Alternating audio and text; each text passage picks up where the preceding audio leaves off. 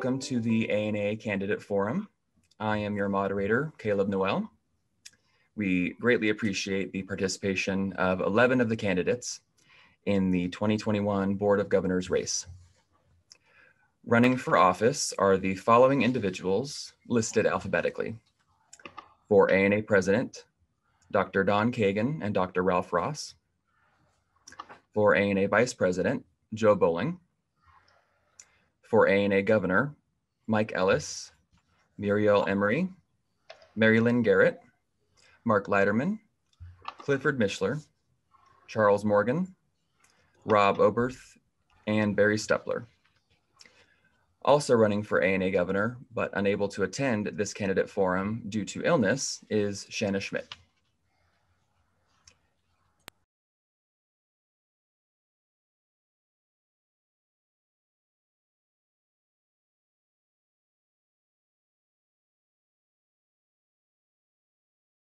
We'd like to thank our participants and attendees via Zoom. We will only be hearing from our candidates today, but if any of our audience members have a question for the candidates, you can submit it in the Q&A feature at any time, and we will ask some of those questions near the end of this presentation, time permitting. We will begin by posing a single question to both our presidential candidates, allowing each a 1-minute response. After these responses, we will then select questions at random and pose them individually, one to each of the remaining candidates. At the end of each candidate's 1-minute response, all other candidates, including those running for president, can offer a 30-second comment by raising their hand and being recognized by the moderator, and that would be me. All right, so let's begin with our first question from ANA past President Gary Lewis, which is directed to our presidential candidates. What one very specific goal would you like to accomplish in the next 2 years, and how would you accomplish this goal? Don Kagin, you have 1 minute for your response. Thank you, Caleb, and thank you all for attending and listening. I have been advocating for doing nothing less than transforming the way that numismatic education is delivered. Through the internet and social media, we can provide numismatic education, which is our mission, 24/7. And through providing curriculum, we can make it available. We know how to do it. We almost got it done a couple of years ago when I was on the board as vice president, and we will get it done if I'm elected president within the first 100 days. We should be able to put together a program where anyone having a device like this, a handheld device, can not only take a course anytime they want, but get— Your time is up, Don. Thank you. Immediate reaction. So that's my priority. Thank you. Appreciate it. Ralph Ross, would you like me to repeat the question?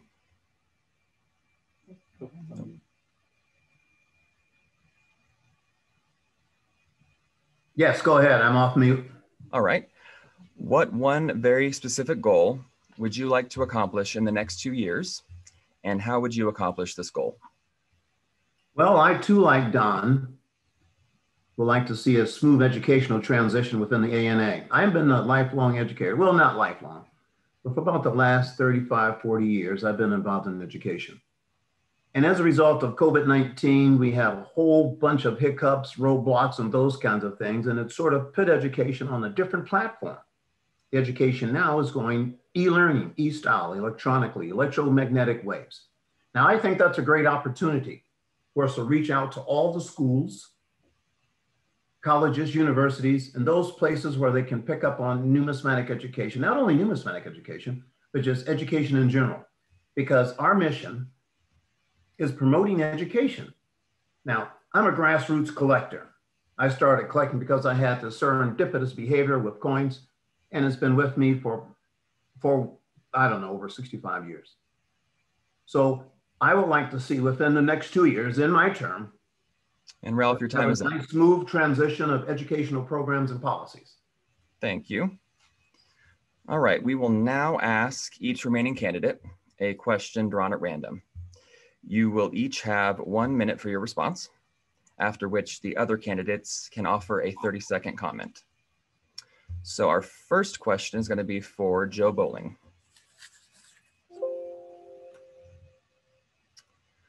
What new sources of revenue should the association pursue?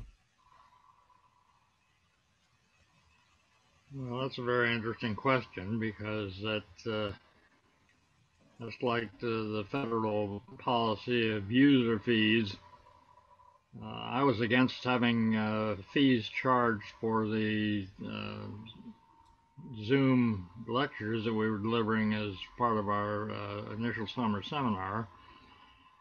So I think our best sources of new revenue, especially substantial revenue, are going to be with foundations, grants, and major dealers who have an interest in assisting the ANA in promoting its objectives. I don't think that we're going to get very far with trying to raise revenue from the grassroots. There's lots of things that the grassroots can contribute to the ANA, but I don't think revenue is going to be one of them. Thank you, Joe. Would any of our candidates like to comment? Charles, go ahead. You have 30 seconds. Well, thank you. Well, I believe that the ANA, obviously, as a mature nonprofit organization, needs to have a mature giving program. And I think that this is something that the governors and the staff need to have, basically a full-time dedicated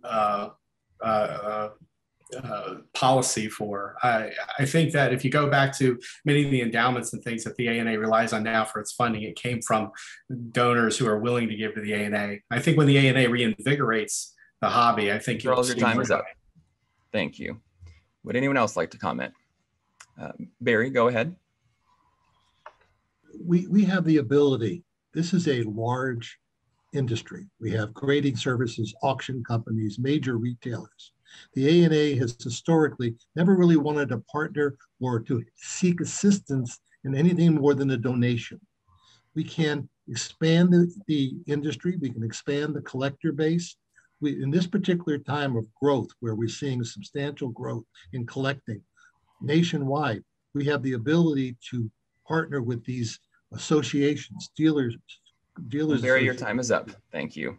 That was a minute? Just 30 seconds for the comments. Would anyone else like to comment? Muriel, go ahead.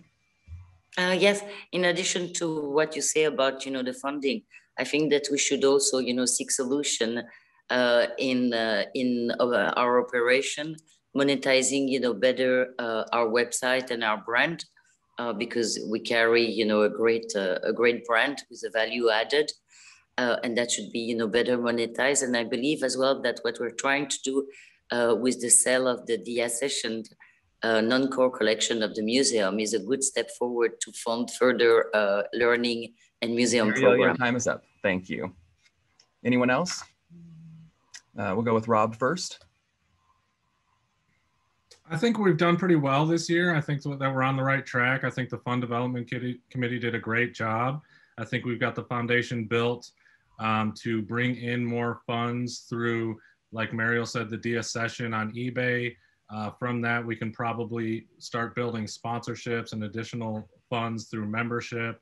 I think the bottom line is that we need to grow our membership and add more value. I was also against the charging of e-learning, but I think once it matures, we'll be able to do something there.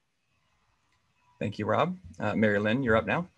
Well, being the chair of the Fund Development Committee for the last 2 years, I really do feel one of the ways to go forward is with the promote plan giving. There's quite a few different ways to actually make some money. There's the donor advised funds, actually getting into the legacy program that we already have developed through the ANA. I think there's quite a bit through retirement plans and life insurance policies, beneficiaries. There's a lot of things that I think that we can really push a lot further in the next couple of years to help to get some more funding for the ANA. Thank you, Mary Lynn. Anyone else like to comment? All right, we will move on to our next question for Mike Ellis. With the abundance of free information available on the internet, what can the ANA do to distinguish its online educational offerings to increase the perceived value of ANA membership? I think we're on the right track right now. I think that just onward and forward from where we've been working during this time of COVID in this country. It's given us the opportunity to move forward and learn and do what we always knew we could do. And we just need to keep moving forward with that. Thank you, Mike. Would any candidates like to comment? Rob, go ahead. I think that we simply need to lead. The ANA needs to take the leadership role in providing online content. You know, lots of different organizations are able to do it. We need to be the preeminent and known brand for delivering that content. And I think that we've got, with this board coming in and the staff and the committees in place, I think we are on the right track to do that. So it's content delivery, online, social media, everywhere. Thank you, Rob. Charles, you're up next. Well, I think the one thing that the ANA has to understand that it will not succeed in the online space if it's competing against other more mature programs with like fully developed like research journalists and writers. However, I do think that the ANA has like a powerful role to play in the coin clubbing scene across America. And I believe like an online resource that would help them to promote a curriculum would be called for, as opposed to trying to replicate what Coin World or what we do or other publications. I think that's Your time is up, Charles. Thank you. Mark, you're up next. Yes, what I would like to do is I would like to bring them more into the fold and take their information and distribute it through ANA and under the ANA brand. That way they're getting exposure and ANA is getting more exposure using the resources which have already been developed. Thank you, Mark. Ralph, you're up next.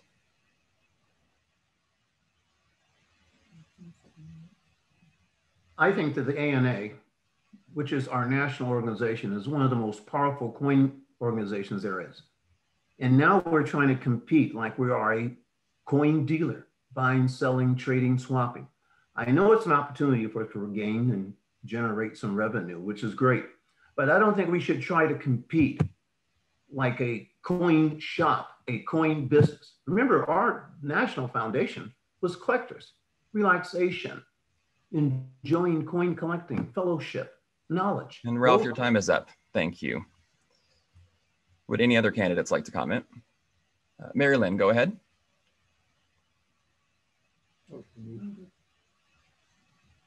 Okay.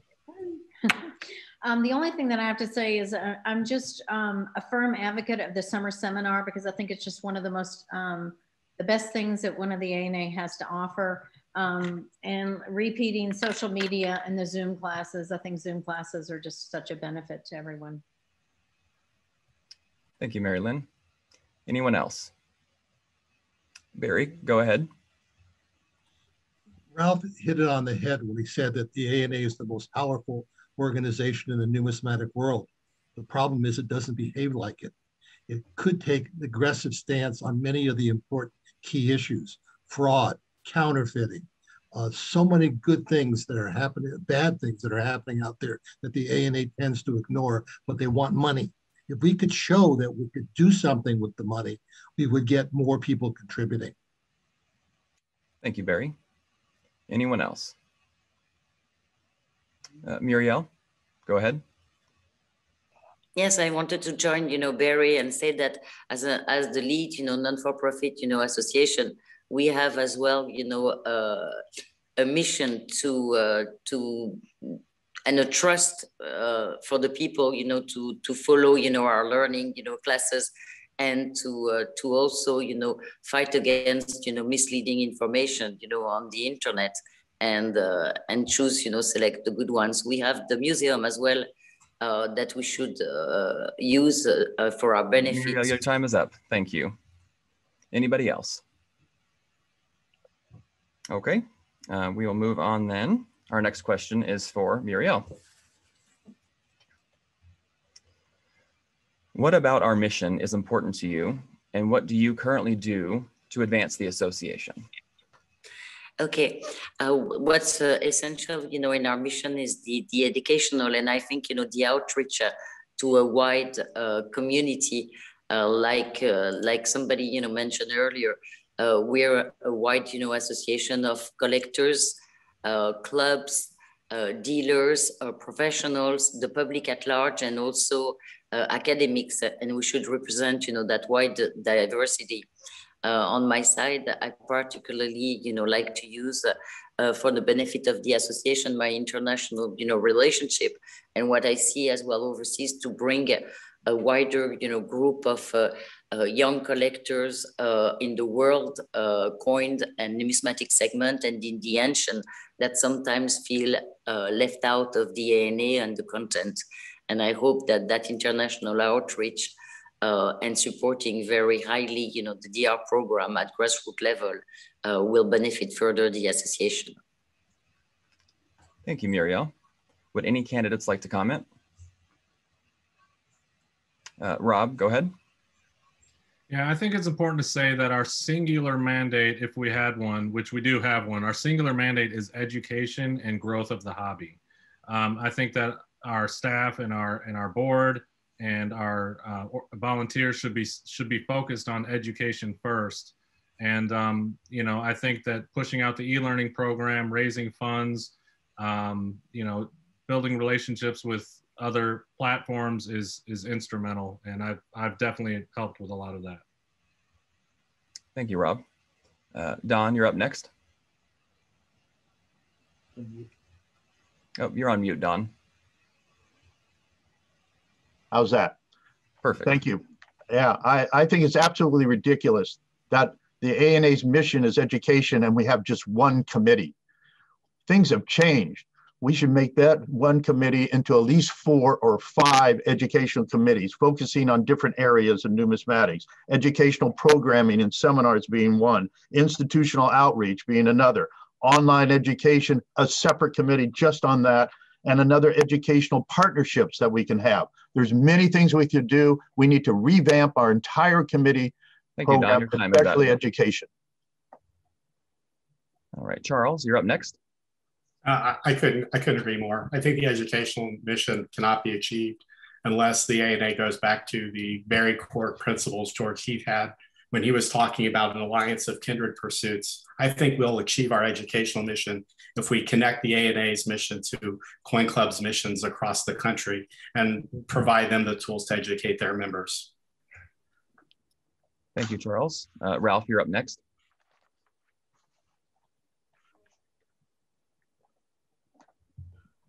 All right. When you're speaking of education, one of the most powerful tools we've had that I've been using for many, many years was National Coin Week. Notice that word, national. That's all 50 states, all the cities, all the counties, all the communities, all the villages. That gives us an opportunity to really progress, promote coin collecting, coin activities, numismatic education. National Coin Week, you know, last year was kind of stymied, you know, wasn't doing very well, you know, and they were promoting women. My daughter, who was trying to come to the Pittsburgh show because you're off your time, is that? Okay. Any other candidates care to comment? Barry, go ahead. You said that the focus of the ANA is on education and growth of the hobby. Well, I think the purpose of the ANA is to grow the hobby through education by protecting the collector out there from fraud, counterfeits, and so on. The ANA does nothing in this area. There's so many ways that we can show our strength. I mean, you asked also, the second part of the question was, what are you currently doing? And what I'm currently doing is I chair the political action committee for the industry. I run the— Thank you, Barry. Your time is up. Would any other candidates care to comment? All right, we will move on to our next question for Mary Lynn Garrett. What should the association do to mentor and empower a younger generation of leaders to carry numismatics into the future?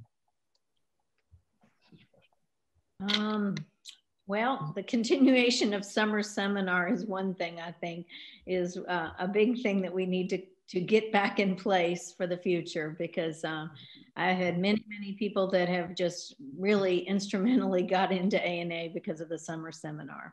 So besides that, one of the suggestions I had today was I was talking about with fund development is getting some team of the younger generation to come forward. I've got a group of guys and girls between 24 and 30 that can actually give us some information on how to move fund development with approaching that younger generation to help us to move forward and to how to get that generation more involved with the organization. I think if we got a subcommittee of a bunch of those younger ones, it might help us to see, instead of our old thinking of how we just keep saying online education and moving forward in that direction, that we do need some better ideas and younger ideas going forward. So, but besides what I see right now. Mary Lynn, your time is up. Would any candidates like to comment? Charles, we'll go ahead and start with you first. Well, I think we're already seeing a major transition in the industry. Younger leadership is coming on board in many of the foundational companies and organizations. I think when we talk about younger members, if you look at the average age of an ANA member, a younger member, younger leadership could be 50 years old. It could be 40 years old at this point. So I think that the ANA as an organization their thinking needs to start to reflect the actual ages of the members of the actual collecting public. And we need to gear our organization to cater to what they're interested in and what they want from us now. Thank you, Charles. Ralph, you're up next. When you mention younger generation, you know, we're talking about the whole education system as a result of COVID-19. They're flipped upside down, inside out. A lot of students, we're talking about hundreds of thousands, maybe millions, are online remote learning. So all their day is spending looking at electromagnetic waves, you know, answering questions, doing this, doing that, Googling this and that. That gives us another platform. That makes e-learning real significant. That's an opportunity to get young collectors involved. You know, the schools did their Thank you, Ralph. Your time is up. Rob, you're up next. Yeah, to follow up earlier, you know, I mentioned growth and engagement and education and fundraising. Something that I started in 2019 was called the Great American Coin Hunt. And I did that on social media entirely. So basically, and that truly engaged and energized the base that we need to go after. So we need to focus on programs like that. And honestly, we didn't put in a lot of work. I mean, we put it out there. We said, we're doing this. Next thing you know, US Mint was involved, ANA was involved, and it took off like wildfire. So programs like that. Thank you, Rob. Your time is up. Don, you're up next. I think it's about time that we have a non-voting member of the board, a YN non-voting member of the ANA board. It's enough to keep on trying to come up with ideas for them. Let's listen to them. Let's get their perspective and let them be on the board. And then I want to advocate a YN Alumni Association blog or chat room so we can also get information and ideas from them, and they can share their interests beyond being a YN and finally to becoming an adult member of the association. Thank you, Don. Mike, you're up next. Yes, I just wanted to add to what Mary Lynn was saying. When you go to summer seminar and you watch our YNs in action, they have the money. They know where the money's at. I totally agree with her that we should have that subcommittee in getting information on how we might raise funds through a younger generation. Thank you, Mike. Anyone else? Clifford, you're up next. Got to get off mute here. Yes, you know, can you hear me? Yes, we can hear you. Okay. My face wasn't up there, so I didn't know. You know, we're witnessing a decline in clubs, and we're witnessing a decline in membership in clubs. And it's rather consistent and steady. And I think the ANA needs to do what it can to encourage clubs to have a mix of in-person and Zoom meetings. I'm witnessing in various clubs. Clifford, your time is up. Any other candidates care to comment? Barry, go ahead. First of all, I think this format is terrible. People should at least have a minute. You can't get out a thought in 30 seconds. So I'd like to see if I can get it changed to a minute. Second thing is, in terms of an idea, I think the ANA should hold a conclave or a seminar in Colorado Springs, inviting all the key leadership of all the various segments of the industry with the thought of growing the hobby.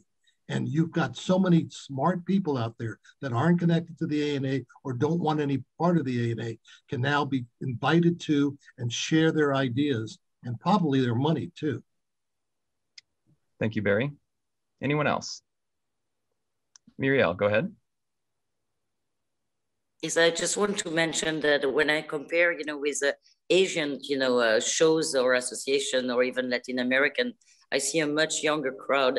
And I think that in addition, to the educational or virtual outreach, we should look at revisiting the format of our convention to engage, more young people and have as well a strong, DR program that on the ground at grassroots level involve, the people, physically. And I think that in each of the committee, we should make sure that we have a younger generation to voice, their opinion and reflect on that. Thank you, Muriel. Anyone else care to comment?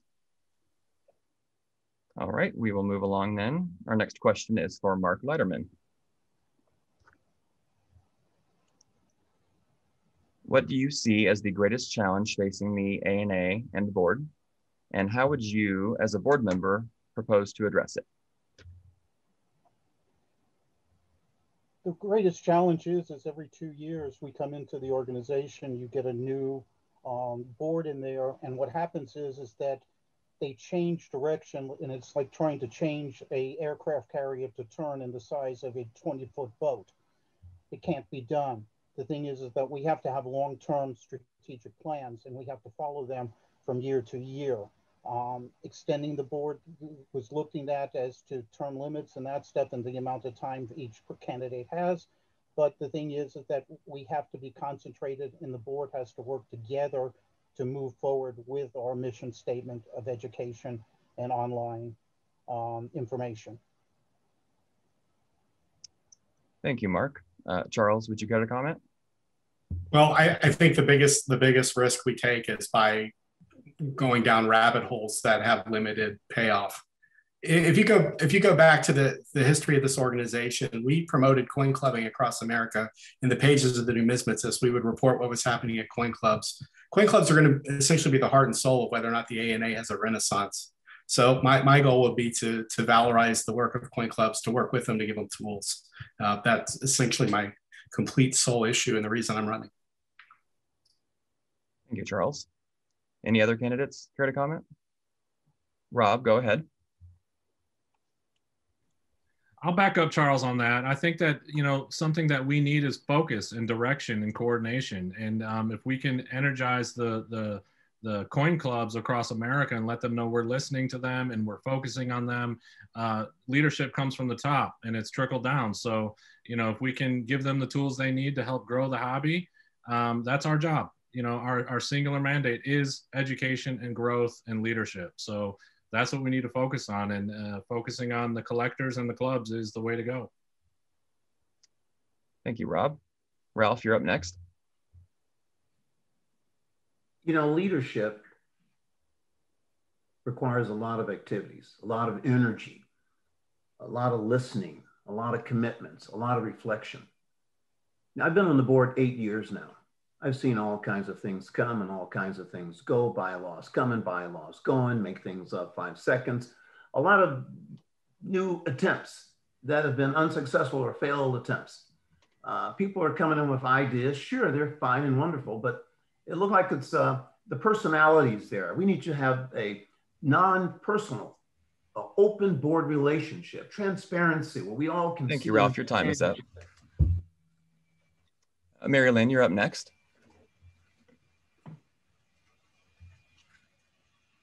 Mary Lynn, you are muted.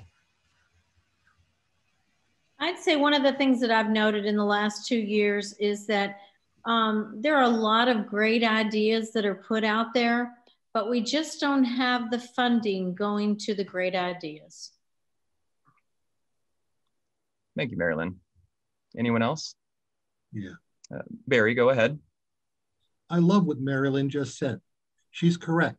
We have a lot of great ideas, a lot of ability to do a lot of wonderful things, but if it's still back to the balanced budget situation, considering all the money that the ANA has in endowments, doesn't want to spend it, particularly now in a time of growth where we could pick up more collectors and expand the hobby, but the ANA doesn't want to spend the money. I am against a balanced budget. I want to see the ANA spend some of the millions of dollars in endowments it has that it's been saving for 20, 30 years. It's time to spend the money, particularly now when we have the growth. Thank you, Barry. Anyone else? Go ahead, Clifford. Well, picking up on what Charles said, you know, clubs are a very basic element of our structure.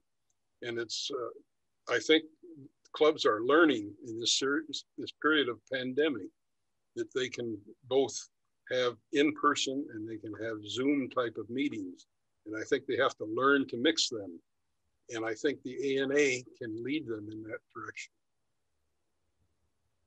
Thank you, Clifford. Anyone else? All right, we will move on then. Our next question is for Clifford Mishler. Earlier this month, Rob Oberth posted a question to the Facebook members only group that generated nearly 200 responses. He asked, if you could recommend one thing that the ANA could do to help our hobby grow, what would that be? And so you want me to tell you what I think that would be?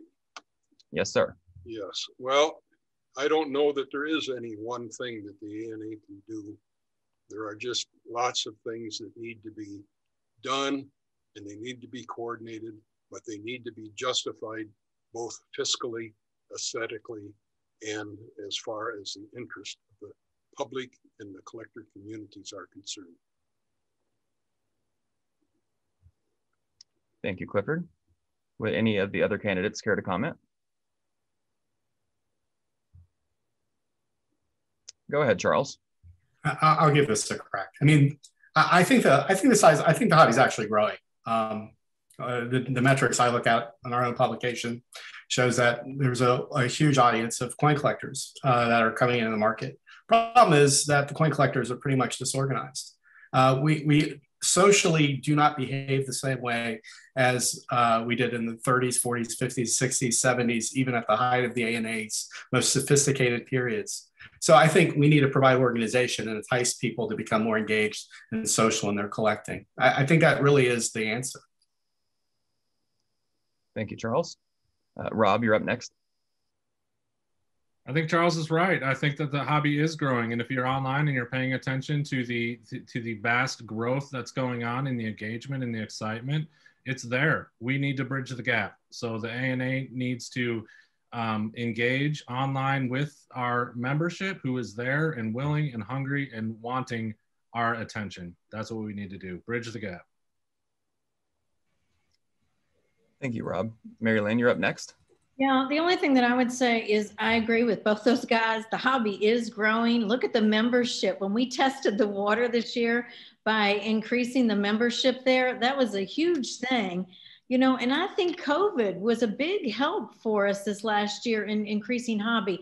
I mean, I'm a sewer on the side, and I'll tell you what, I've not seen so many people knitting and sewing and a lot of other things taking on other hobbies. So I think it's definitely been a big hit, and I think it can grow further and further. Thank you, Mary Lynn. Anyone else? Go ahead, Muriel. Yeah, I think that we have actually many people, you know, in our backyard, but we're not, you know, like targeting them that would love, you know, to join and to follow the leadership of the ANA and join us as members. I'm talking about, you know, world coins, you know, numismatist or ancient coin, or even, you know, foreigner that look at the ANA as a leadership in terms of education providing, but we are seldom outreach to outside of our own confidence zone. And I think, that it's the same, for our course participants, our donors, partnerships. Muriel, your time is up. Anyone else? Ralph Ross, go ahead. About the growth of our hobby, I absolutely concur. The hobby is significantly growing exponentially. Now take a look at the U.S. Mint. They're doing the 50 states, finished that. The national quarter is beautiful, they're finished that. Now they've got women on quarters. So the Mint is really being very productive. There's a lot of hidden community collectors out there. Our foundation is collectors. When you dig and shovel between the businessmans, the dealers, the investors, and exhibitors and collectors, the collectors are there. They will always be there. Our foundation. Thank you, Ralph. Your time is up. Mike, go ahead. Yeah, these collectors that are out there and mainly online and enjoying a great social experience with coins are much younger people than we normally recognize in the hobby. And I think we need to reach out them and bring them into the ANA. And we've got a lot of people that have volunteered of late that are working to help us do that. Thank you, Mike. Anyone else? Don, go ahead. Oh, Don, you're muted.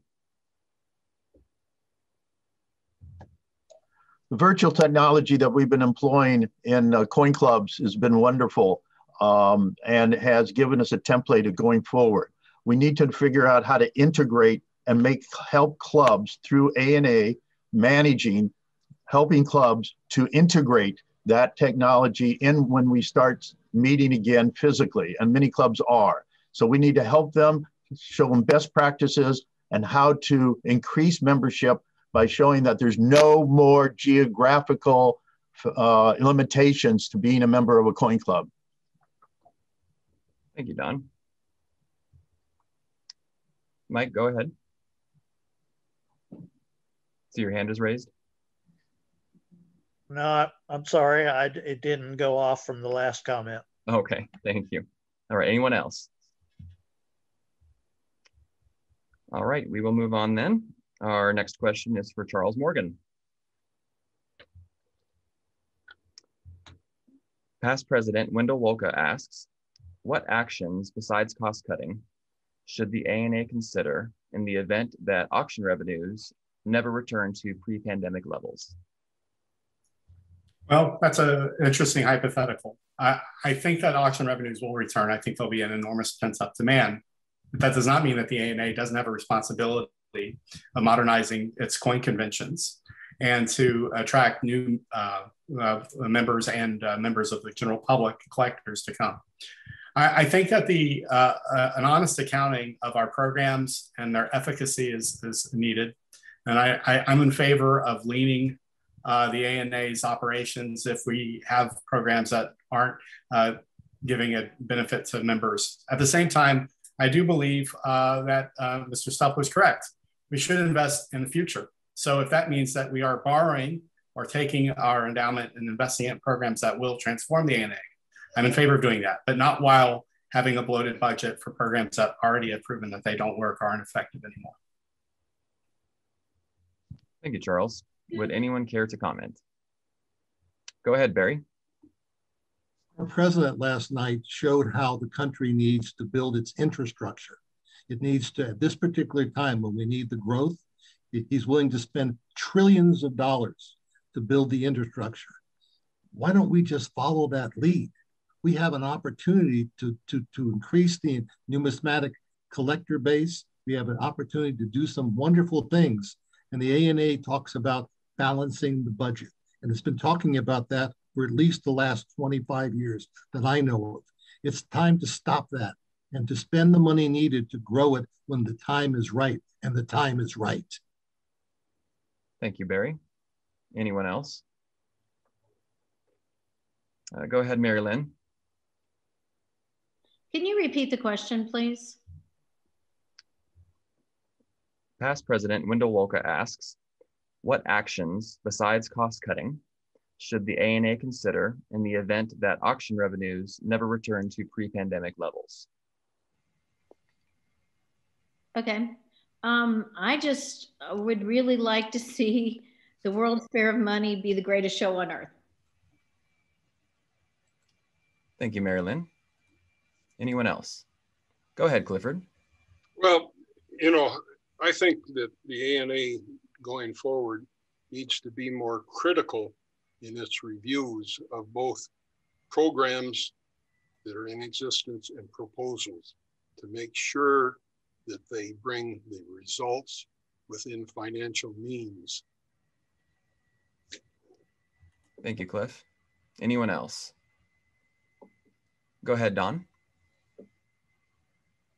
Oh, you're muted again, Don. Sorry about that. I have a plan to secure long-term financial stability for our association. We can bifurcate the budget.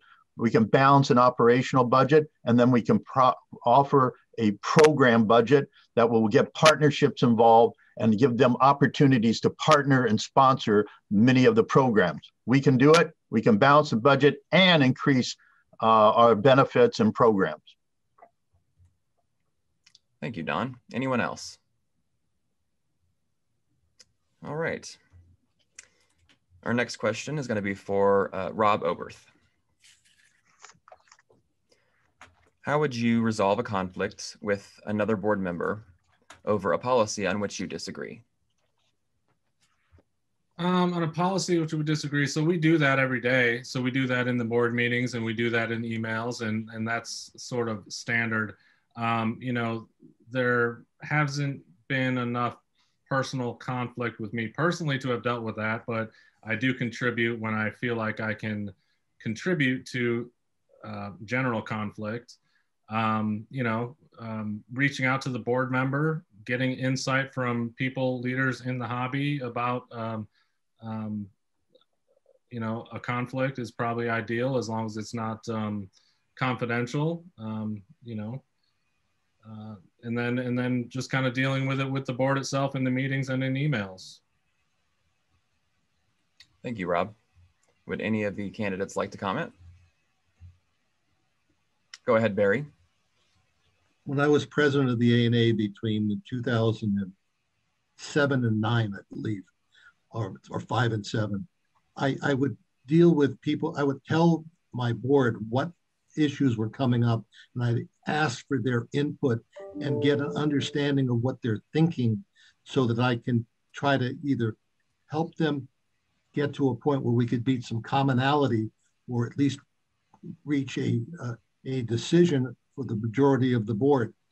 That's the way you deal with issues in terms of conflict within the board. There's a lot of, if you just think logically, you can give a good argument. Your time is up. It can be fixed. The only problem it can't be fixed is extending this to a minute from 30 seconds. Charles, go ahead.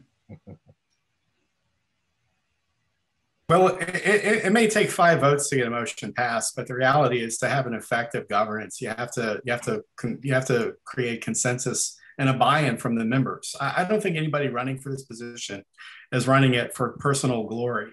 These are the intentions of everybody in this forum is to make the ANA better. The key is that we just have to not impugn each other's motives, go into conversations with open mind, and realize that none of us have a monopoly on the best ideas. Also, I feel for Barry when he was the president of the ANA, his personnel issues he had to deal with, Chris Cipoletti, are something I would wish on nobody, but he successfully navigated his way through that. And he deserves our credit, much credit for that. Any other candidates care to comment? All right. Then our final question is for Barry Stuppler. And Barry, you will have a minute to answer this question. What critical skills will you bring to the board if you are elected? I think compromise, negotiating, the ability to motivate people to get things done. When I needed a political action committee, when we needed legislation in the Congress, I pulled together 50 people at $5,000 a person for $250,000 to fund the political action committee, hired a lobbyist, and now talk to legislators. It can be done. There are people out there that want to grow the hobby. They just need some guidance. They need their to give their input, and we can do it. The ANA has the manpower and the ability and the funding to do some extraordinary things. That's why I'm running for my last term. Now's the time with all this growth.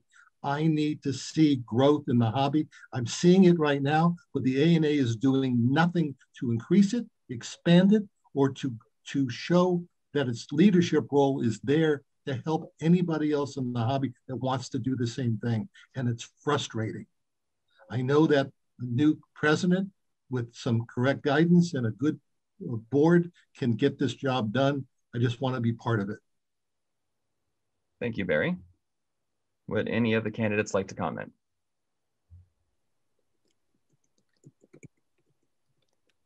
Okay. Well, thank you all for your, oh, Don, did you have a question or a comment? And you're muted again.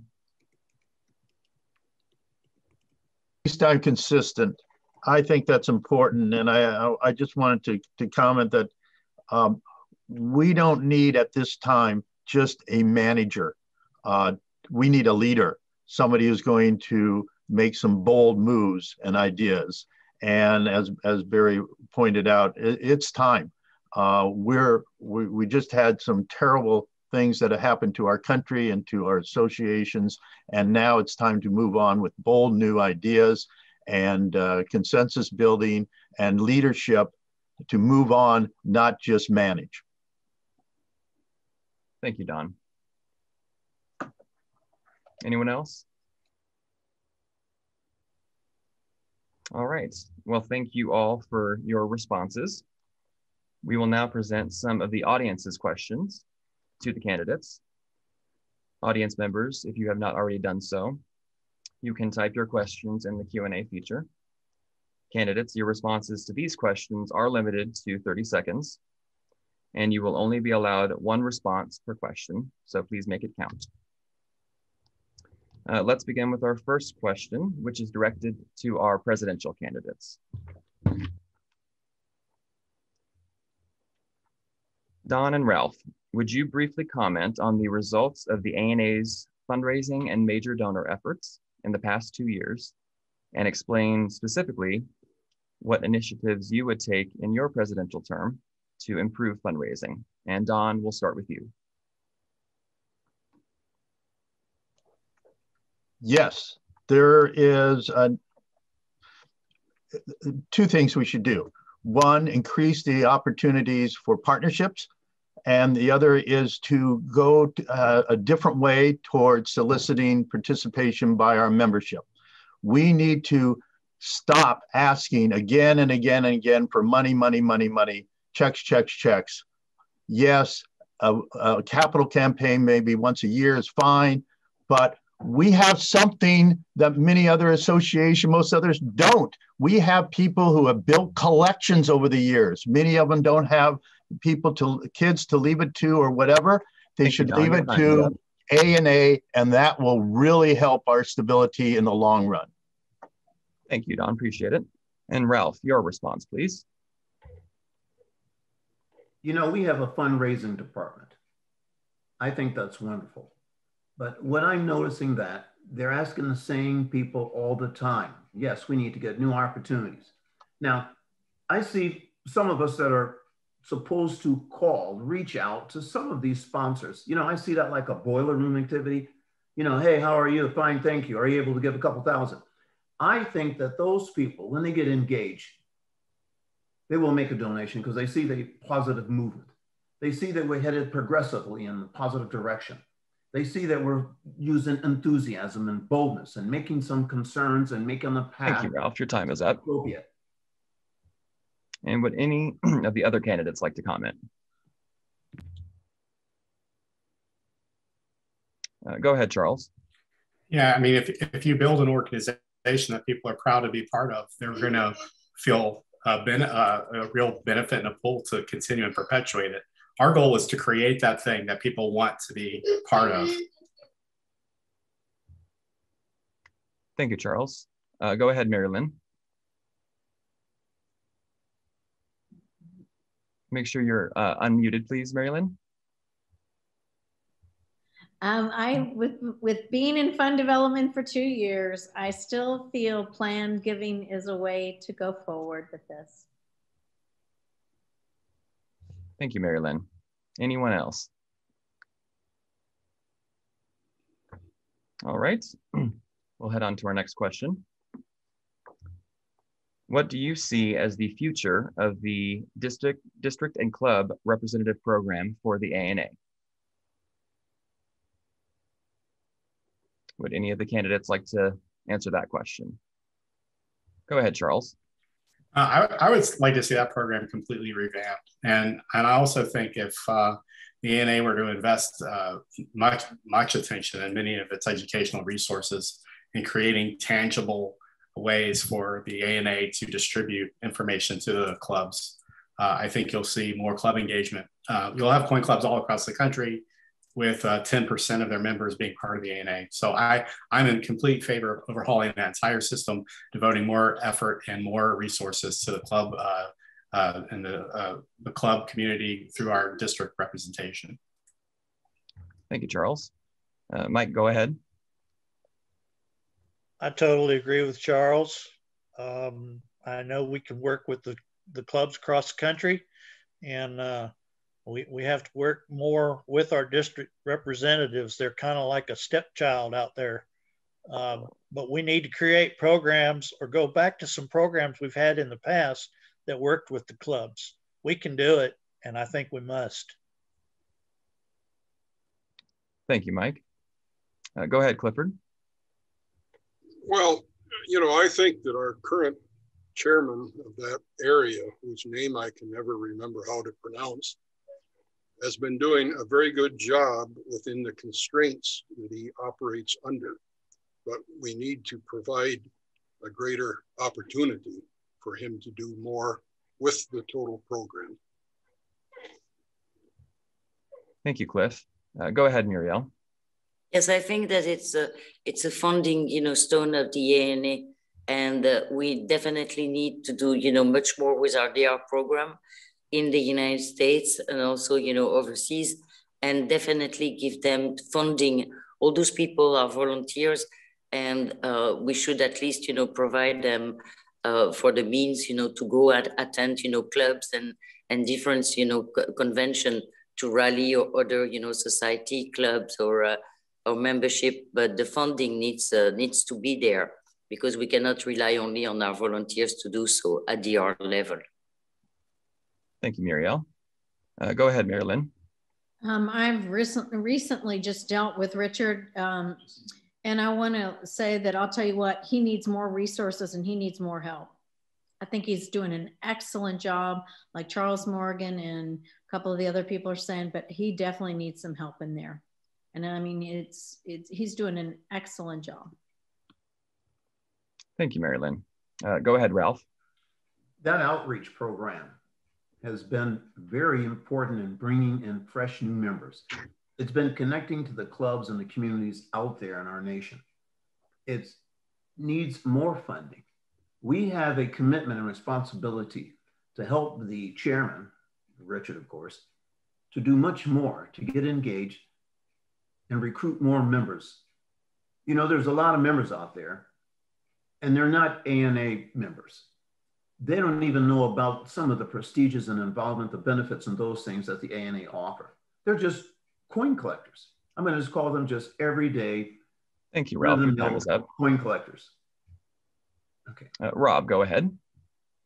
Yeah, I'll give another shout out to Richard. I think he's an absolute treasure. He's if we had 50 more Richards, we can all pack it up and go home, because if we had a Richard in every state, we'd be very robust. And I will say that I've spoken with Charles Morgan quite a bit on his strategy for club engagement. And I think he'll be an absolute asset to the board. And, you know, reaching out to clubs is key, and I think we need to do it. Thank you, Rob. Would any other candidates like to comment? All right, we'll move on to the next question. Many ANA members cannot attend summer seminar in person. Will the board consider using Zoom-like methods for other participants to be included?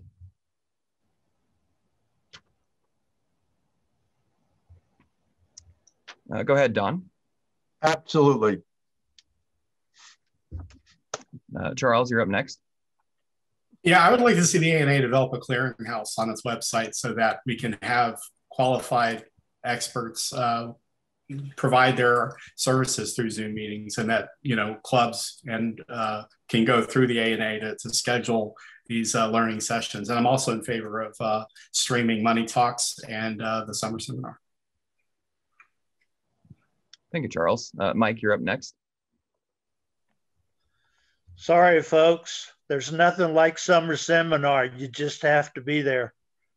All these other things that are being suggested are fine, but they're not summer seminar. You just have to be there. Mary Lynn, you're up next. A gentleman that's writing in is Mr. Danaher. He's talking about coin camps.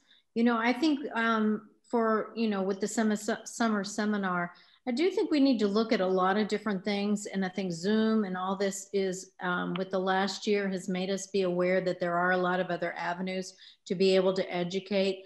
Don't get me wrong, I'm a big fan of summer seminar, but I do think there's ways now that we have learned in the last year that we can help some of our education online with some people that cannot attend summer seminar. Thank you, Mary Lynn. Rob, you're up next. Yeah, so when I first got on the board, it was right around when COVID was hitting, and I was at ground zero on this e-learning program. I thought it was absolutely key to start to use a platform like Zoom to start building an e-learning platform, but we would have needed that without COVID. So my thoughts are a graduate, we've got so much going on. We've got symposiums and webinars and money talks and all these different things. We need to coordinate all that into a single graduate numismatist program that's organized, that people can work towards a goal of getting a diploma. And you can, anyone listening, you cannot beat summer seminar. There's no replacing it. The lab classes at summer seminar have to be included with e-learning. Thank you, Rob. Your time is up. Broader program. Ralph, go ahead. Summer seminars, probably like no other program we've got. I think that is one of the most comprehensive, where you can have fellowship and relaxation and knowledge and understanding. But what if we can have that located perhaps in some areas around the United States? Now, you know, Colorado over there in the Springs is kind of like what? West pocket, South.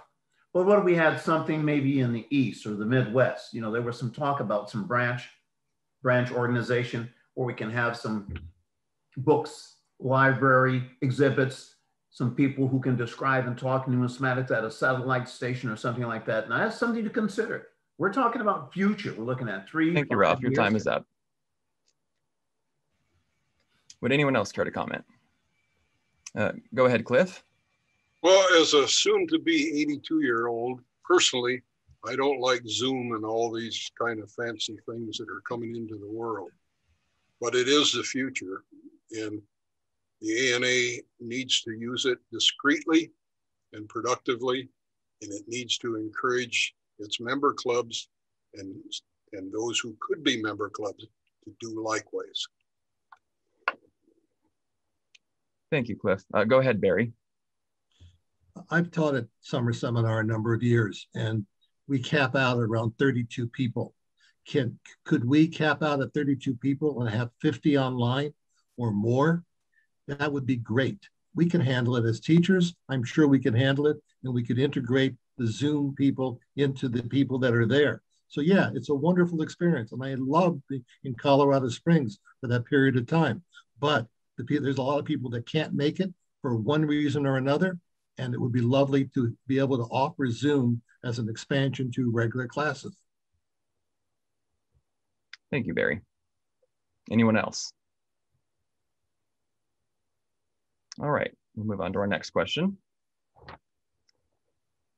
The 5-term limit, equivalent to 10 years, has proven to be too long.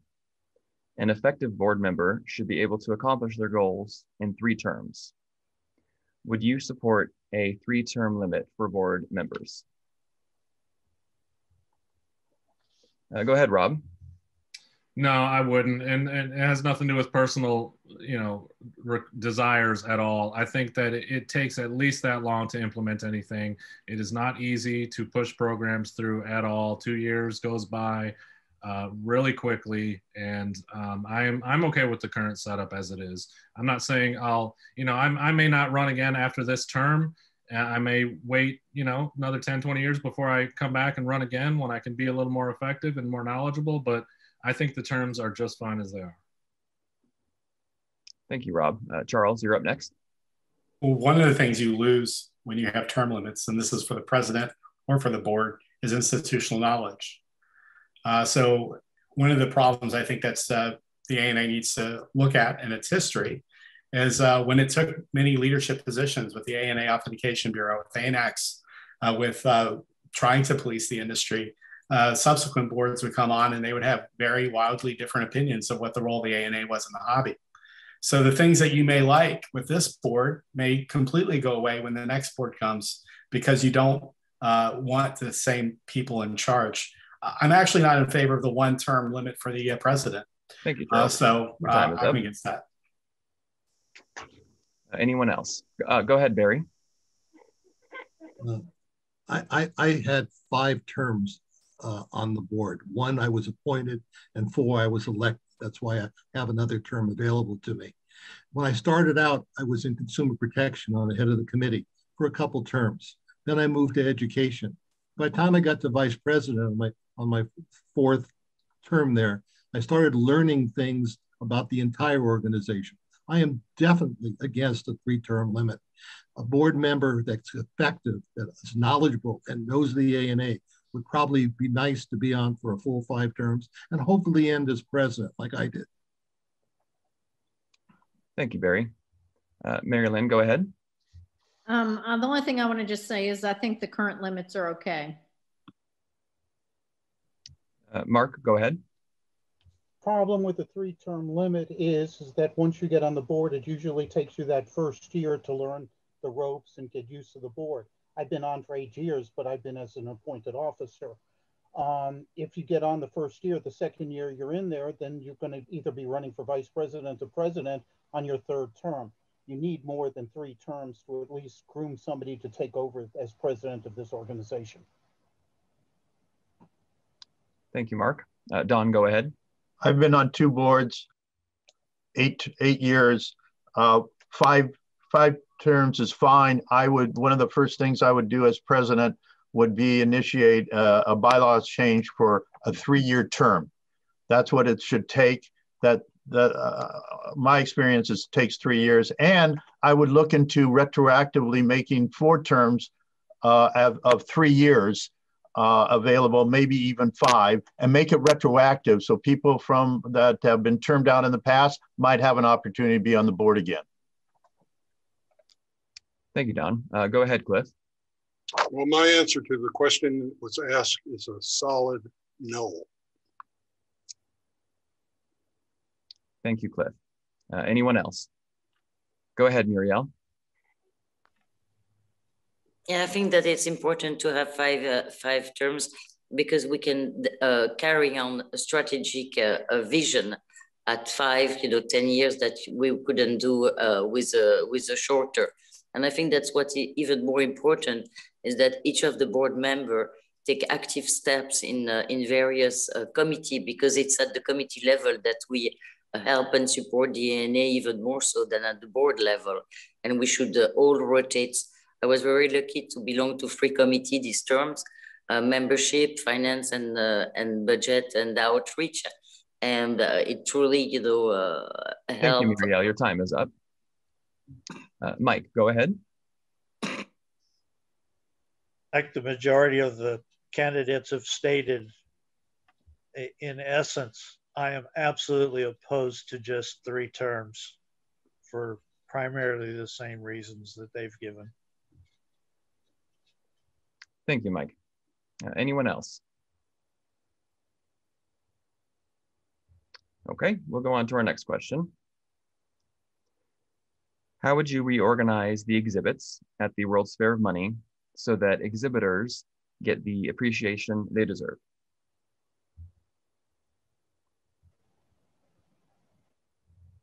Would any candidates like to comment? Go ahead, Barry. One of the ideas that we ran by a number of years ago was to have everybody's inventory put on a computerized system, including the exhibitors, as well as the dealers, and as well as the world mints. So somebody coming in that had a specific area of interest or wanted to sell a specific, buy a specific coin could be located and directed to that person, as opposed to spending hours and hours running up and down the aisles, hoping to find something. I mean, this can be a way to increase the amount of dealers that will participate in terms of a database where things can be done. And I'm sure the grading services and the auction house companies would go crazy to help with this concept. And we talked about it. Your time is up. Go ahead, Charles. I believe other people had their hands raised first, but I've had the good fortune of being what I think is one of the best coin shows in the world, the World Money Fair in Berlin. It shows a thriving trade, a numismatic trade. And I think that we would do well to modernize our coin convention so that we cater to not just rare coin audience, but the modern and ultra modern coin audience, world coin audience, and what I would say collectors who are basically collecting under $100, $200 coins. I think we have a lot of room to grow with the way we do our conventions, and we should learn from the Europeans. Thank you, Charles. Joe, go ahead.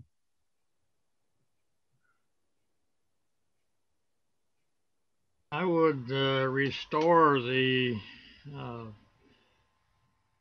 award ceremony for the exhibits to Friday afternoon, with the Best of Show awards being presented at the banquet.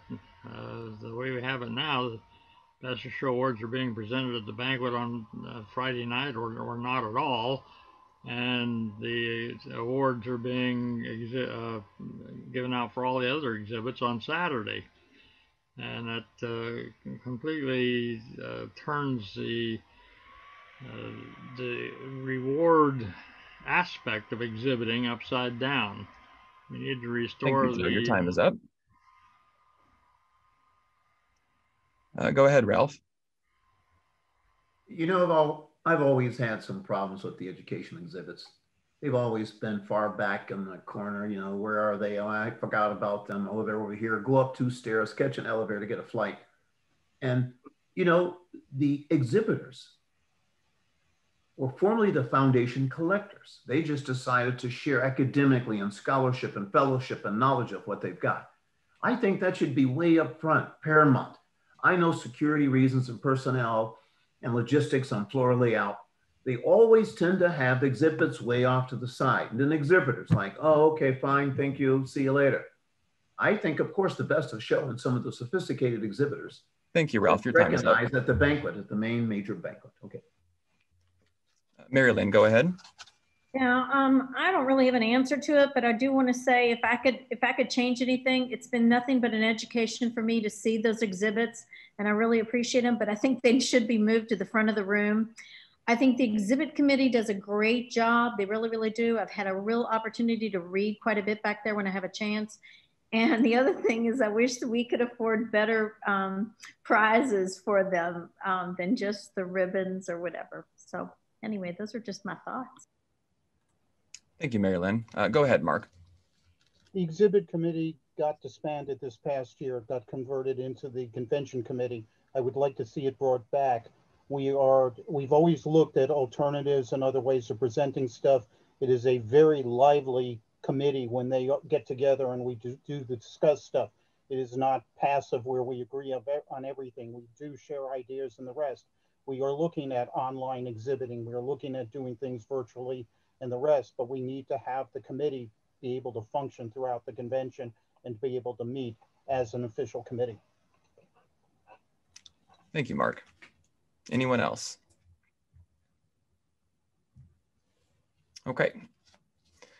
We'll move on to the next question. What new programs would you implement for young numismatists?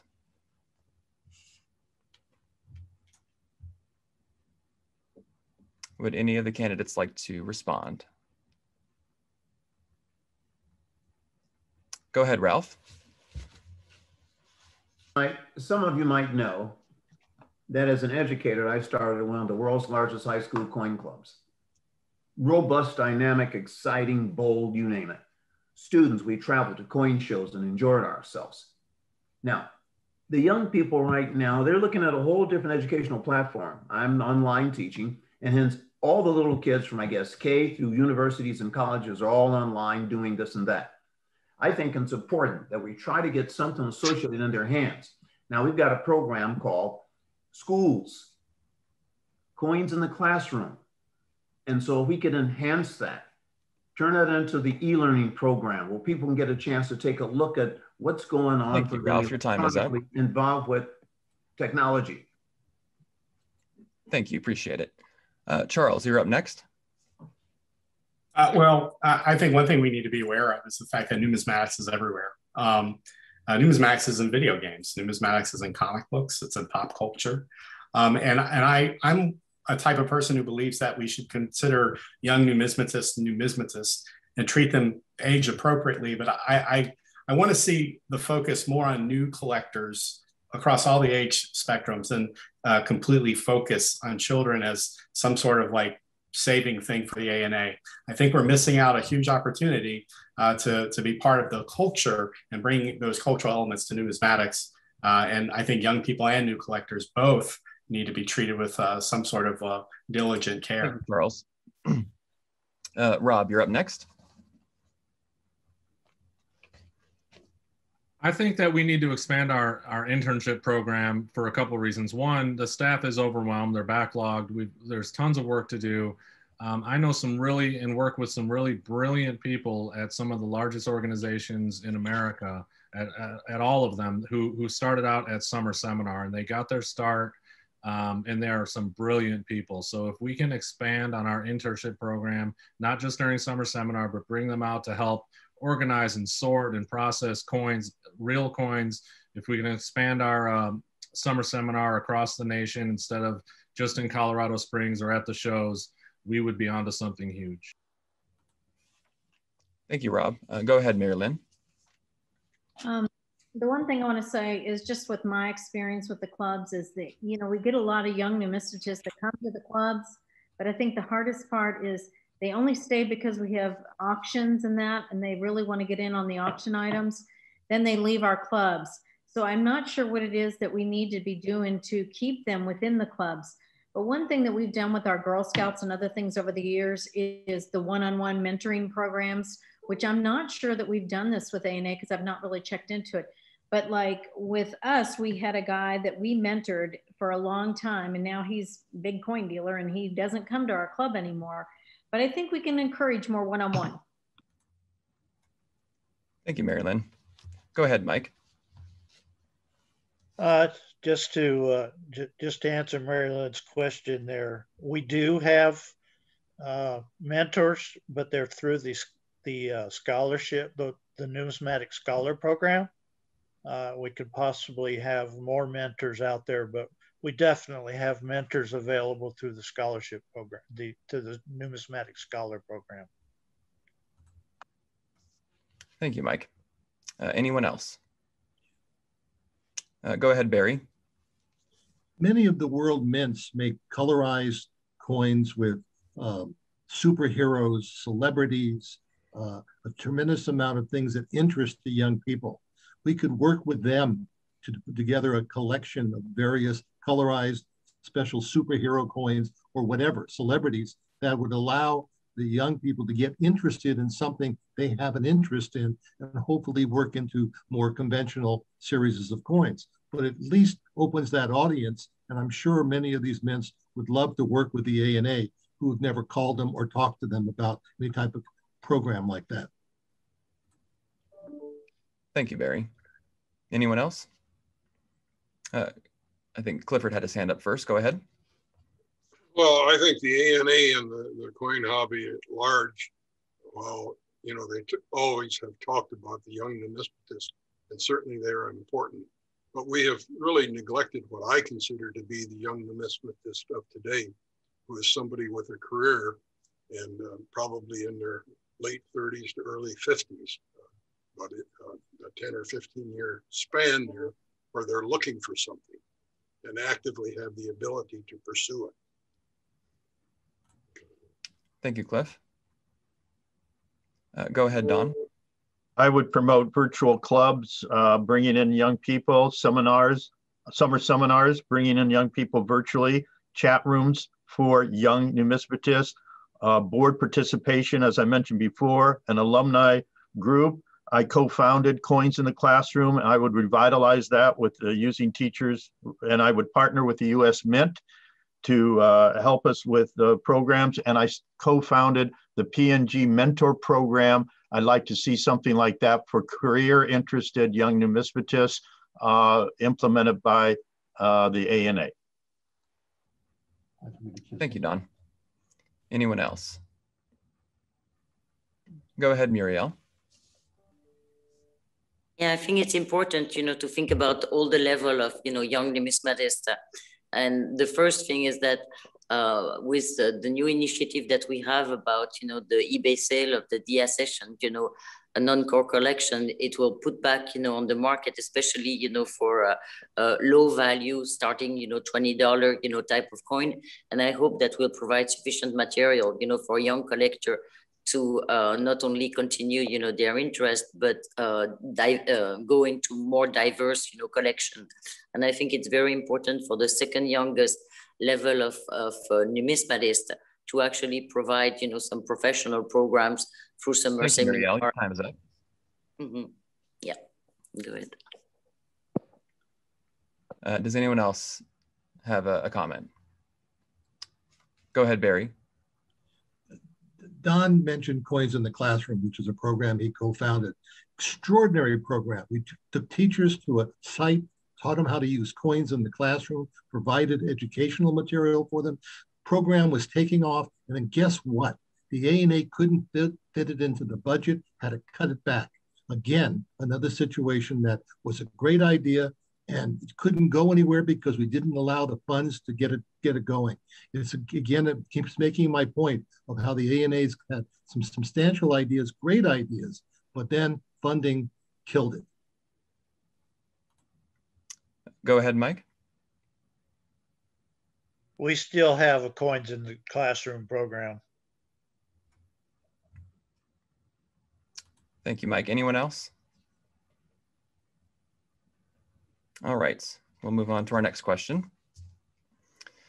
Does the ANA need to balance its budget, or should it continue using Keith funds to cover expenses and build on programs at the same time?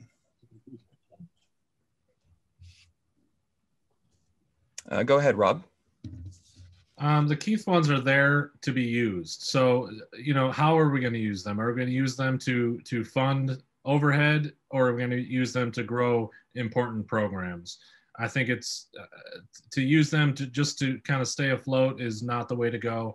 To use them for some of the really, you know, powerful programs is the way to go. So again, back to the e-learning, we had, I think, 500 members sign up for some of the first class, attend some of the first early classes, and that number's dwindled down a little bit. We're advertising it very well, but we're not expanding on the program. We need to expand on the e-learning program. Thank you, Rob. Anyone else? Go ahead, Barry. If I remember correctly on the Keith funds, the reason that we had that money was because we helped him, one of the Keith brothers, to recover his loss. He had a robbery and we helped recover it. I believe that's correct. I could be in error there. However, it just makes the point that this is something the ANA should continue to do. Help if there's a robbery, if there's counterfeit coins, if there's fraud, help people get through that time. And then hopefully they'll do the same thing that Benny Keith did by contributing and adding to the endowment and allowing the ANA to do more good work. And that doesn't seem to be happening right now. Thank you, Barry. Go ahead, Charles. If the ANA becomes the essential partner for collectors and coin clubs across the country, you'll have no problem in the long term replenishing the endowment. But the ANA's biggest problem is it needs to develop a core constituency it can grow with. So I'm in favor of using whatever funds are necessary to reinvigorate, transform the ANA, but not at the cost of continuing and perpetuating programs that don't work anymore.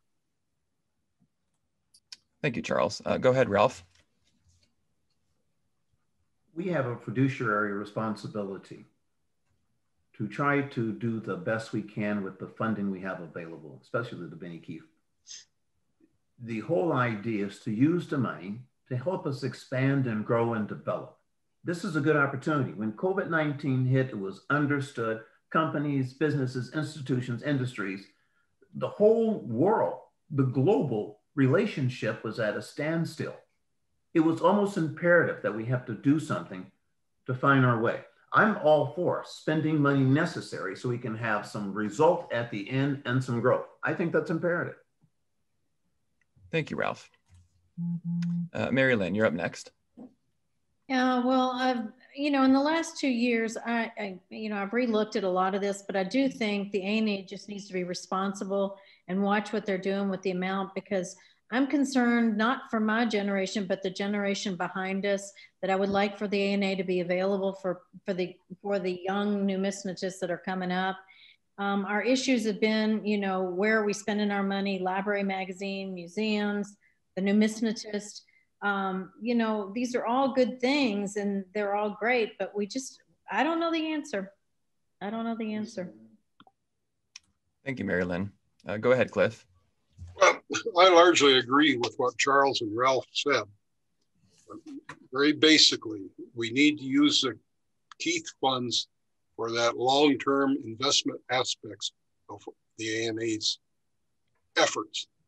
But on an operational basis, we do really need to keep the budget balanced, so we do not greatly encumber the endowment. Thank you, Cliff. Go ahead, Don. That's right, Cliff. We need to separate our budgets for the operational budget, for everyday expenses and infrastructure, and for program budgets where we can get partnerships. And if one of the partners is our endowment fund, that's okay too. But I believe there's going to be opportunities to engage other interested numismatic associations and partnerships and businesses to have that opportunity to sponsor some of these programs, and then we can evaluate that. But we shouldn't have program money subsidizing the operation. That needs to be balanced. Thank you, Don. Anyone else? All right, we'll jump into our next question. What are your thoughts on setting up the board with specialists in certain positions, one with an MBA, one with a professional dealer, one published researcher, one curator, and so forth? Go ahead, Rob. That's beautiful in theory. Here we have 9 people running for 7 positions. If we were to sort of kind of expect to have one of each of those, we would need 20, 30, 40 nominees to be able to choose from. I love the idea. I just don't see it. I mean, I've got my specialties. I'm not a bylaw specialist. I'm not a lawyer, but I think that I add value to the board. If we can get to the point when we're growing enough to where we've got 20 or 30 nominees, great, love it. Thank you, Rob. Go ahead, Cliff. Well, I've vacillated on this issue over the years. Right now, as I observe what is going on, I'm a solid no on that proposal. Thank you, Cliff. Anyone else? Go ahead, Ralph. You know the old saying, variety is the spice of life. Now, the board should have a composition or a fabric or background of all kinds of individuals. Now, as our hobby is, as a numismatist, there's at least, I broke it down to 4 different categories: dealer, investor, collector, and exhibitor. And they all carry a different kind of profile. And so when we put it all together, we have a board. We have an organization who can think with leadership, enthusiasm, and boldness and get things done. That's what it takes. Someone's a specificity and specialist over in this area. Someone else has a specificity and specialist over in this area. Not necessarily buying and selling coins, but organization, business, education, financial. Ralph, your time is up. Go ahead, Mike.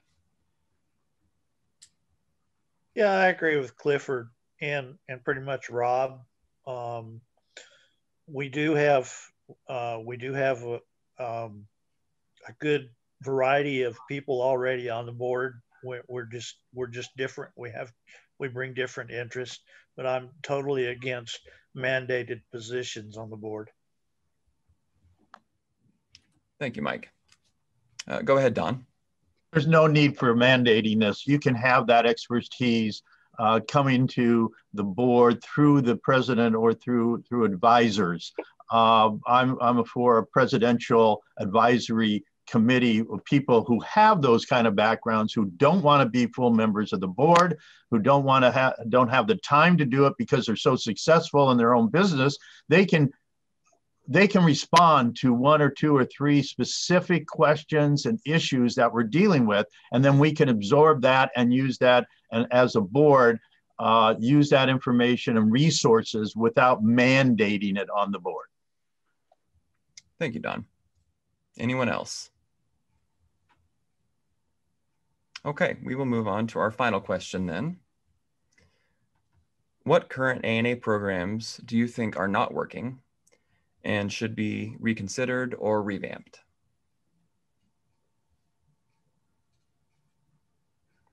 Go ahead, Muriel. It's not that it's not working, but I think that the outreach should be, further, funded and rethink. Again, Richard is doing, a great job. We have additional, society club outside of the United States, but also in the United States to reach out to. And that should be, revamped to further, put some financing and help into that program. So I would say the DR program for sure. Thank you, Muriel. Go ahead, Charles. I can give you 3 things off the top of my head, and I'm sure I'd give you more as I look at it more closely. The first thing is I think our imaging of the ANA assets that are posted online. There's 20-some thousand images. Almost all of them have watermarks over the objects. None of that's acceptable and needs to be redone. Second thing is I would look at the ANA website, which was redesigned a couple boards ago. It's completely outdated even now by today's standards, overly cumbersome, very difficult to navigate. I think if we're going to expand our online program, we can't do that on the back of this website. It needs to be completely simplified. That's number 2. And third, I would like to look at it more in depth, but I would like to see what the efficacy is of the lending library program. I think the ANA should have a permanent library, but I don't know if it's effective. Thank you, appreciate it. Joe, go ahead. I think our member awards program needs a little bit of work. Back in the day, we were giving 10 Smedley Awards and 5 Medals of Merit every year. And while I was on the board, staff decided that we should cut that back to 5 Smedleys and 2 Medals of Merit. We've got a huge membership of people who deserve these awards. We should be giving double what we're giving now. Thank you, Joe. Would anyone else like to comment? Go ahead, Barry.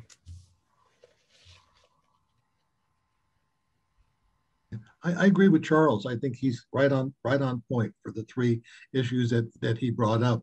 I also think that the club program, it's not effective. It's not coordinated. It's not effective. The money's not there. The clubs are not necessarily growing the way they could be with some additional aid. Yeah, I think that Charles is right on point. I just would add club restructuring the way the clubs are done so that we can integrate them and allow them to participate more in educational programs and membership issues. Thank you, Barry. Anyone else? Okay. Well, audience, thank you all for your questions. We will be concluding tonight's forum with a 1-minute closing statement from each candidate. And we will begin with Barry Stuppler. Thank you. I appreciate this opportunity to talk to the membership. It's been years. And I am a successful businessman, and I owe my success to the numismatic hobby. And I work with hundreds of collectors and new people, trying to give them some guidance so that they start off as a collector correctly instead of buying bits and pieces here and there.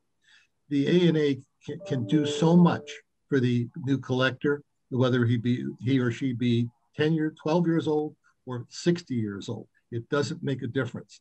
But we need to provide the information in a way that would make it interesting to them and exciting, because we're not doing that. At the same time, protect them against fraud, counterfeits, things that we should be doing as the ANA, because we are the leading organization in the numismatic hobby. We're just not exercising the abilities and the things that the ANA can do. Thank you, Barry. All right, next up is Rob Oberth. Oh, and Rob, you are muted. Yeah, I think it's been a real learning experience being on the board. I think that it's been fun, exciting, a little humbling. I think we are at a crossroads right now. I do feel like there's an energetic movement towards building a better hobby with the board and with our membership. The online community is vibrant, they're engaged, they're excited. We need to close that gap, like I said earlier. I think we're at the very beginning. The ANA is at the very beginning of tapping into this energy, and our singular mandate again is engaging and educating our community and growing our hobby. Everything else is a distant second. I think that that the voters should consider voting for the board members who they know and think will do the best job. Voting for 7 candidates is really voting against 2. So let's vote for who we think will do a great job on the board, whether that's 1 or 2 or 4 or 7. Vote for the people that you think will do a good job, and that'll, kind of exponentially increase the chances of getting the people you want on the board. We just can't let the momentum slow down. I think that we're on the right track, and I'm excited to continue my governorship. Thank you, Rob. Next up is Charles Morgan. Well, to the members of the ANA watching this and who will watch it later, thank you. Running for the board was a very difficult decision for me. I'm already a very busy person as a publisher and a writer. And also I know going into this that the challenges the ANA faces are very real and are transformational. The hobby is changing, and it's changed tremendously in the last 10 years, will continue to change. But the ANA is a valuable partner to the collecting community, has been for 130 years. And I have been a lifelong supporter of community collecting. And I think that at this point, we have an important decision to make. You vote for a board that will put forth ideas that will transform this hobby and the way you relate to the ANA. I think everybody running for the board does so with the best intentions.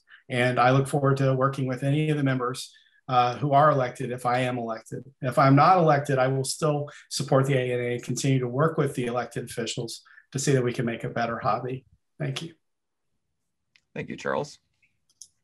All right, next up is Clifford Mishler. Well, thank you, Caleb, for conducting this forum. You've done a very nice job.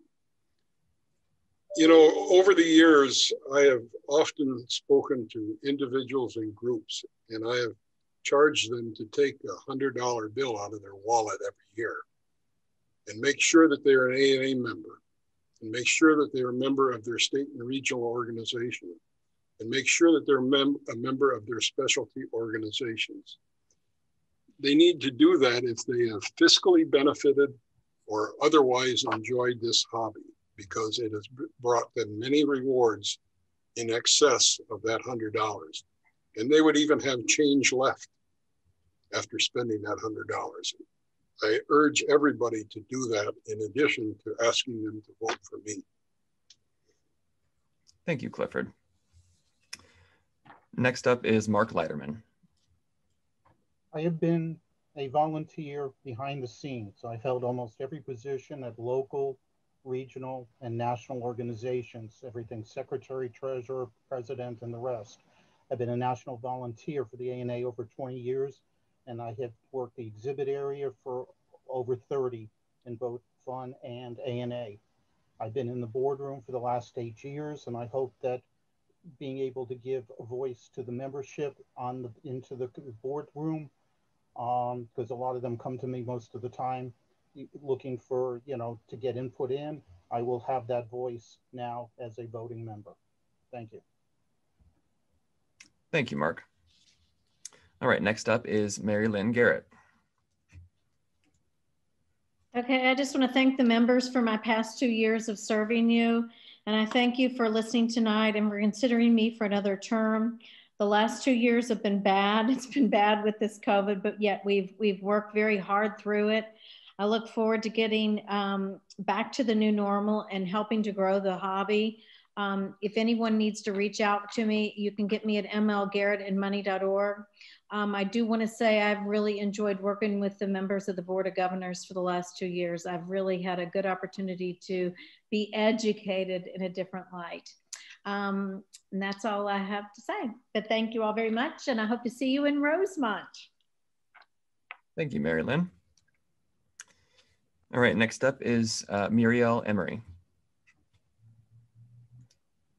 Yes, and the first thing is I would like to thank the member that voted for me for my first term, and it has been as you can imagine quite an hectic term, but I was very proud as well being part of the membership committee, outreach and finance and budget, to participate and help the staff and the board get, and the membership more importantly, get over the last year, which was very, very different from what we were expecting. I look forward, as everybody, to resuming being a little more social, and on my side, outreaching to a wider community, supporting growth of international DR ambassador and innovative revenue generating program. I think that widening our membership to world collectors, ancient coin collectors, and modern coin collectors is also a way to enrich our educational, content. Revisit our convention model and grassroots project is also very, very important. And basically, I would just finish by I think that we need to reach out to a world of numismatic that put again the ANA as a leader in the center of it. Thank you very much. Thank you, Muriel. All right, next up is Mike Ellis. Well, thank you very much for this opportunity to speak to everybody tonight. It's also been a great opportunity for myself, to listen to all of the other candidates. I think if nothing else, it's become clear that there are several ideas that just about everybody across the board tonight has discussed that it's obvious we need to work on, and we have direction from that. And I thank you all for supporting me to support you, because that's what I do. I support the members. I love the members of the ANA. They're like my family. And I agree, you have to vote for those people that you feel are going to do the work for you, not for them. Thank you very much for this opportunity. Thank you, Mike. All right, next up is Joe Boling. Well, I'm the only one on the panel here who's pretty convinced he's going to be elected. Again, thank you for the opportunity to serve. Anybody who wants to share something with the board or with me personally can reach me at boling@money.org, and I'd be happy to take your commentary or your suggestions or your brickbats. Boling@money.org. Thank you, Joe. All right, next up is Don Kagin. Caleb, thank you for hosting this. In spite of the horrible realities of the pandemic, the ANA staff and board has not only persisted, but have been able to significantly, even with significant cuts, have been able to significantly push some of our initiatives like e-learning. But now is the time to bring exciting and bold initiatives to engage the membership and to reach out to new potential collectors. One of the ways, as I said before, is to transform the way we communicate numismatic education by having curriculum 24/7 whenever you want on your cell phone or any other electronic device.